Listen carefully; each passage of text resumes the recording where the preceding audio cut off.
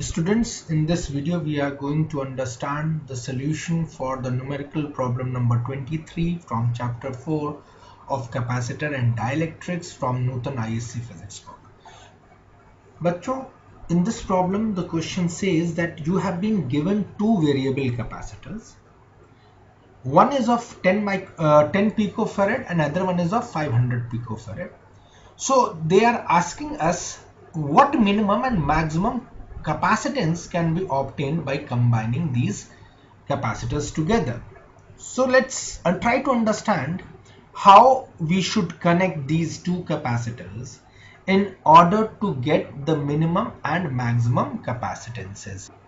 तो बच्चों यहाँ पर मैं दो कैपेसिटेंस 10 माइक्रोफेरेड ईच के बना देता हूँ। तो देख लीजिए ये 10 पिकोफेरेड का 10 पिकोफेरेड का है बेटा। तो ये यहाँ पर एक ये कैपेसिटर है 10 पिकोफेरेड का, इसका नाम मैं दे देता हूँ C1, और एक ये कैपेसिटर है, ये भी 10 पिकोफेरेड का है, जो आप चूज कर सकते हैं C2। अब इसी तरह से हमारे पास ये 500 पिकोफेरेड के भी दो कैपेसिटर्स हैं अवेलेबल है मेरे पास, और ये C3 कैपेसिटर है जिसकी वैल्यू है 500 पिकोफेरेड, और एक ये C4 कैपेसिटर है जिसकी भी वैल्यू कितनी है बच्चों 500 पिकोफेरेड है। तो हमारे पास इस तरह से कुल 4 कैपेसिटर दिए हुए हैं। दो कैपेसिटर्स 10 पिकोफेरेड के हैं और दो कैपेसिटर्स 500 पिकोफेरेड्स के हैं।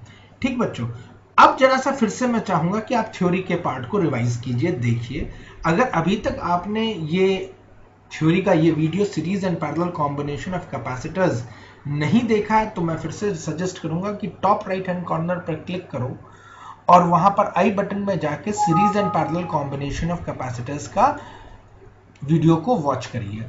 वहां पर आप देखेंगे जब हम लोगों ने सीरीज कॉम्बिनेशन में कैपेसिटर को जोड़ा था, तो जब भी आप सीरीज कॉम्बिनेशन में कैपेसिटर्स को जोड़ते हैं, series combination the net capacitance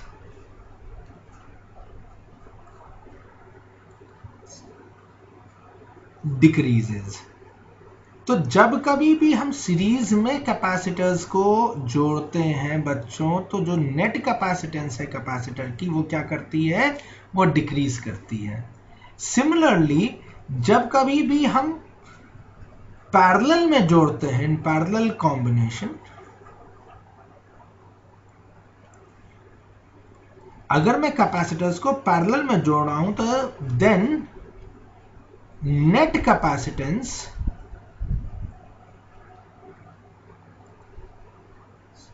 क्या करता है बच्चों, ये इंक्रीज करता है। तो अब आपको दो बातों को ध्यान में रखना है। सीरीज में जब भी कैपेसिटर जोड़े जाएंगे तो नेट कैपेसिटेंस डिक्रीज होगा, और जब आप इनको पैरेलल में जोड़ेंगे तो नेट कैपेसिटेंस इंक्रीज होगा। बच्चों ये बड़ा इंपॉर्टेंट लर्निंग आउटकम है उस पर्टिकुलर वीडियो का जिसका एप्लीकेशन इस क्वेश्चन में है, और ये बात, ये न्यूमेरिकल यही बात आपको सिखाना भी चाह रहा है कि कैपेसिटर्स को जोड़े जाने पर कब कैपेसिटेंस घटता है और कब कैपेसिटेंस बढ़ता है। अब अगर मुझे मैक्सिमम कैपेसिटेंस चाहिए बच्चों, तो आप बताओ ना, मैक्सिमम कैपेसिटेंस क्या मुझे 10-10 को जोड़ के मिलेगा? मिल सकता है क्या?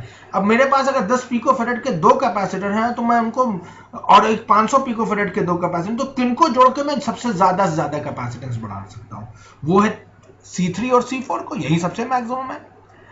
अब इनको मैं कैसे जोड़ूं? अरे जब मुझे मैक्सिमम चाहिए यानी कि नेट कैपेसिटेंस इंक्रीज करना है, इज टू बी इंक्रीज्ड,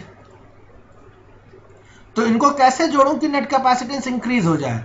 तो इंक्रीज करने के लिए नेट कैपेसिटेंस इनको पैरेलल में जोड़ना पड़ेगा। तो C3 and C4 must be connected in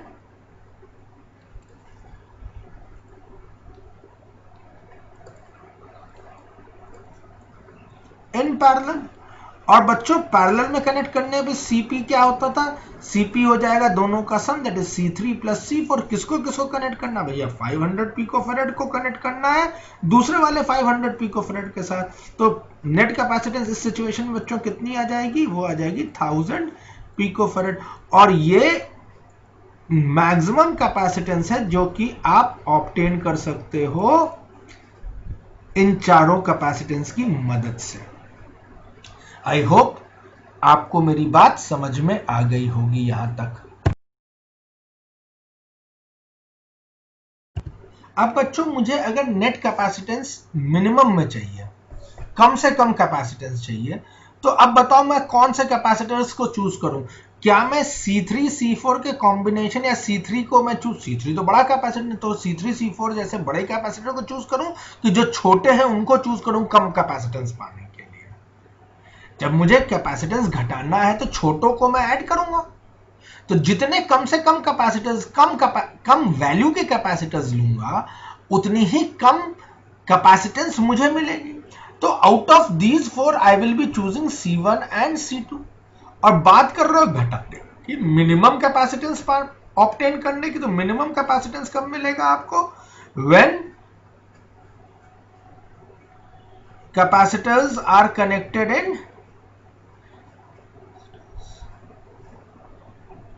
connected in series. क्यों सीरीज में? अभी बताया था ना, नेट कैपेसिटेंस सीरीज में क्या करती है? घटती है, डिक्रीज करती है। तो जब कैपेसिटेंस को सीरीज में जोड़ोगे तो नेट कैपेसिटेंस क्या करेगा बच्चों? तो नेट कैपेसिटेंस डिक्रीज कर जाता है। तो अब हमें कौन कौन से कैपेसिटर्स चूज करने होंगे? C1 और C2। तो और कैसे कनेक्ट करना होगा उनको उठा के सीरीज में कनेक्ट करना होगा। तो 1/CS is equals to 1/10 plus 1/10। Therefore 1/CS LCM आपने 10 ले लिया, ऊपर 1 + 1 मिला, और 1/CS कितना आ गया बच्चों? 2/10, and that comes out to be 1/5, और CS is equals to 5 microfarad. तो यहां से अब यही मिनिमम वैल्यू ऑफ कैपेसिटेंस है जो कि आपको ऑब्टेन हो जाएगी। तो ये मिनिमम वैल्यू हो गई। तो बच्चों इस तरह से मिनिमम वैल्यू ऑफ कैपेसिटेंस और मैक्सिमम वैल्यू ऑफ कैपेसिटेंस को आप इजीली कैलकुलेट कर सकते हैं। एक्सपेक्ट करता हूं कि इस क्वेश्चन ने भी आपको 2 बड़े इंपॉर्टेंट लर्निंग आउटकम सिखाए होंगे। एक कि सीरीज में जब कभी भी कैपेसिटर जोड़ा जाता है तो नेट कैपेसिटेंस डिक्रीज करता है, और जब कभी भी कैपेसिटर्स पैरेलल में जोड़े जाते हैं तो नेट कैपेसिटेंस उस सिचुएशन में इंक्रीज करता है। बच्चों इस बात का आप ध्यान रखिएगा। That's a important learning outcome of this particular numerical problem. Friends, thank you for watching. Don't forget to give a like और कमेंट। अगर अभी तक आपने मेरे इस चैनल को सब्सक्राइब नहीं किया है तो please do the same. Don't forget to hit the bell icon so that whenever a new video is loaded, you get the notification.